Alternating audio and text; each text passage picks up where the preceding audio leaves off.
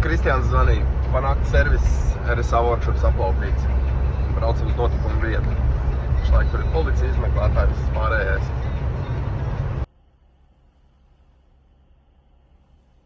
Jā, traki. Ko tu vari pateikt par čaļu profesionālismu?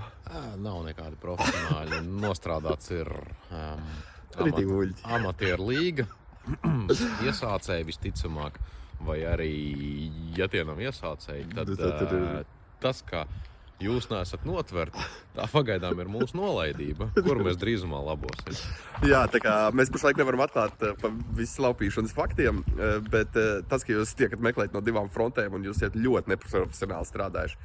Jūs varat atgriezt visu paši labprātīgi 24 stundu laikā un sekt zaudējumus, tad mēs vēl padomāsim, bet ja ne, ticiet man, es domāju, 24 stundu laikā arī būs jau. Tur ir tā, ka, principā, ja es nāku uz darbu un pēkšņi pamanu, ka trūkstošās lietas ir uzradušās, tad, noteikti, ka parūpēsimies par to, lai policijai tik padot informāciju, kad mums īpaši vairāk pretenziju nav. Jā. Bet, ja tas nebūs, tad, tad iespējams labākais risinājums būs, ka policija noķers pirms mums. Jā, jo atgādināšu par dažādu cilvēku darba specifikām. Pēc tam mēs jums parādīsim pilnīgi visu, kas te tika izdarīts un kā tika atrast vainīgie.